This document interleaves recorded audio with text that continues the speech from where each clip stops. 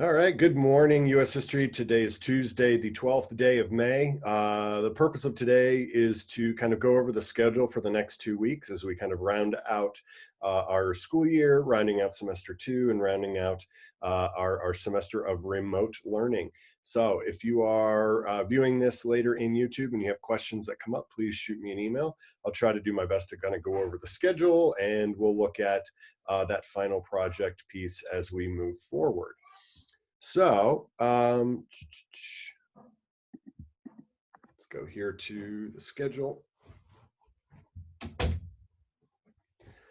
All right, so today, obviously right now we are in this Zoom meeting for 11 a.m. I'm just trying to give people, I've done early mornings, I've done late afternoons, and it really doesn't kind of alter participation. So I'm gonna go with these 11 a.m.s to kind of give you guys a chance. What we're gonna go over today is the Living History Project. Some of you might have seen this in other classes, but if not, this is something that we're gonna be doing through US History and the library with Miss Denman. That will be, you'll have time to be working on it this week. Next Tuesday will be our last day Zoom meeting. That'll be at 11 a.m. I have the links posted on the Canvas calendar, and that'll be kind of a chance for us to check in on grades, final projects, any kind of last minute end of year things. That'll be our last official Zoom will be on a week from today on Tuesday, May 19th. On Thursday, May 21st, your final project, this Legends Living History project, will be due on Canvas. It will be submitted there by 11:59 on Thursday, May 21st, 11:59 at night. And then Friday, May 22nd, that is the official last day for students. Couple changes this year for you guys to be aware of. Typically in the past during finals week, you've been locked out of the grade book. You will have access to Infinite Campus through 3/10 on May 22nd. It'll close for that weekend for us to be able to post grades, and then we finalize those on the 26th. So you'll actually have access to all of your grades in the grade book all the way through May 22nd. So that's the schedule for this coming week. Let's go right in here. I've linked the Living History Project here, but there's a turn-in link on Canvas as well. It's also on the calendar. So if you go to this link, it takes you to this document shared with us by Miss Denman. So if you want to click here, the concept is actually pretty cool. It's a Spark page. It kind of takes us through kind of the onset of things, and it kind of shows what we're working on. You got all Miss Butler there and her videos. She was on the news a bunch. Got some artwork going on. The standoff there in Denver. That poor guy. STEM teachers in Douglas County, 3D printing those masks. Some of the videos that we've made. Governor Polis, et cetera, et cetera. So basically the entire point of this project is creating a primary source document.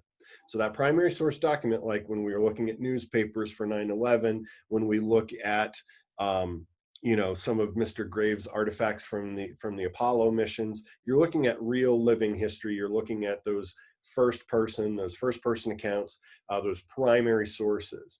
And that is really what we are trying to gather, not necessarily just for you guys, but for students 20 years from now.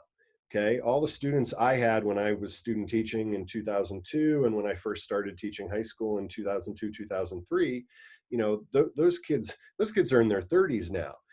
So we lived through 9/11 kind of in a first person area. 20 years from now, what are your kids, what are the kids at Legend High School in 20 years going to be talking about when it comes to the COVID-19 pandemic? So this is really an opportunity for you to highlight your story and the impact on your community and your life. Okay, the library is collecting, organizing, and archiving the stories as historical record, and it will be a print. She would like to have this be a printed publication, shelved in the library, as a primary source document for students studying the pandemic and the impact on Parker, Colorado, the United States, and the globe.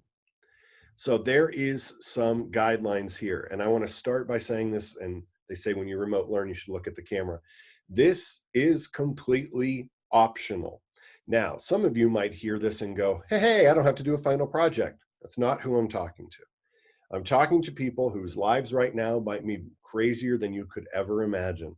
I do not want to use this as a, I hate the word, but a trigger for other things. So if you right now are watching this or viewing this and seeing this as just one more thing that is not going to help you mentally, emotionally, this is not meant to do that.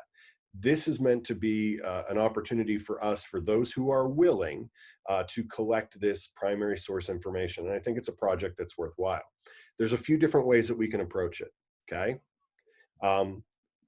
We are looking for either a personal narrative, so like a very, very polished journal entry, about 500 to 700 words. So if you're a writer, a personal narrative, a journal entry, kind of a reflection on your experience thus far, that's one way you could do it. I have some very creative students that might like to take the opportunity to write some poetry.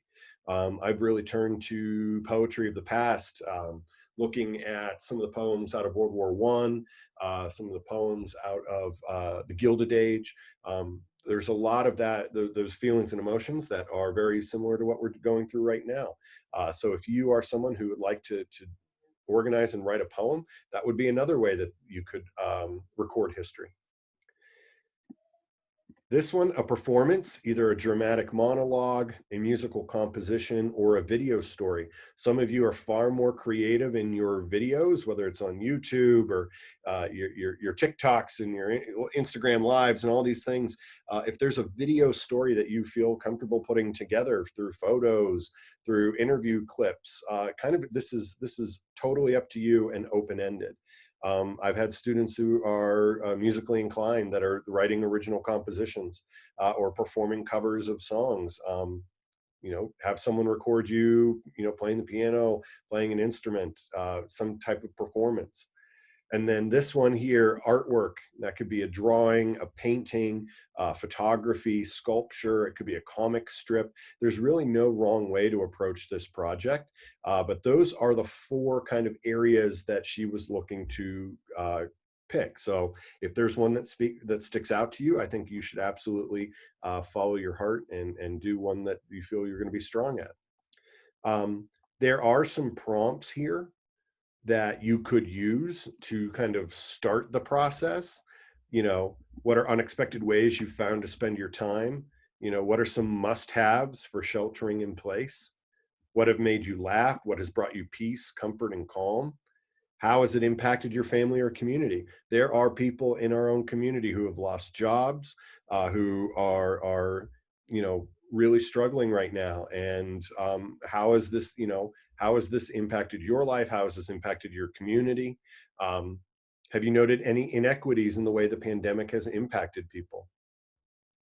What are the things you worry about or you're most concerned? What one moment stands out to you the most and why? Acts of kindness. Have you seen? There's so many ways to approach this. So if I were you reading over this document, look through some of these prompts, see one that sticks out to you, and then take one of these four different pathways to complete the project. There are some things here. If you share it with me, I will forward those to Miss Denman. You can do that. I might give you some feedback to help you polish that up. Artwork, okay, you have, obviously you're going to take a photograph of that. Performance pieces could be an MP3 or an MP4. Video files, you can put them in Google, you can upload them to YouTube. Again, the submission link on Canvas, I've opened it up to any and all submissions, so you should be able to submit literally any digital file, device, or just straight text.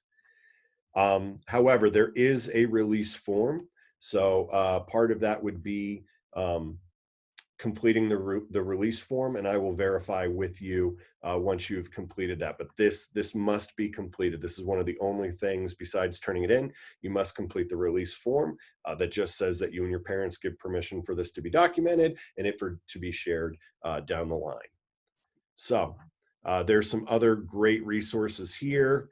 But when I saw this project posted by Ms. Denman, I just really thought that this is exactly what we should be doing right now. We have a, we had a U.S. history final project planned. It was a paper. There was a visual aid. You'd be doing a presentation, but I feel that this is a more appropriate and timely use of your resources. So again, this is going to be due Thursday, 11 or Thursday, May 21st at 11:59. Um, it can kind of go from there. So if you have questions and you're viewing this later, please let me know.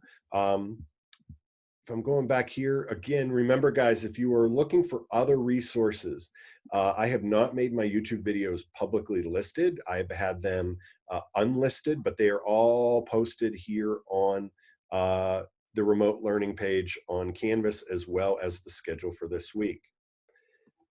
Couple caveats or a couple things before I close out this video.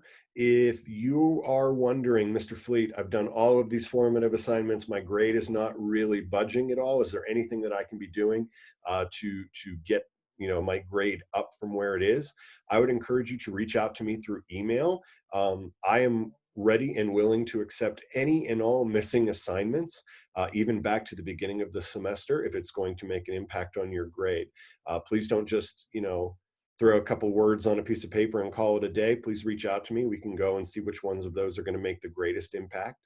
I will tell you right now that I am going to be rounding student grades a half a percentage point up to the next grade if you are close. So for example, if you're at an 89.5, I'm going to round you up to the A. There's nothing you need to do for that.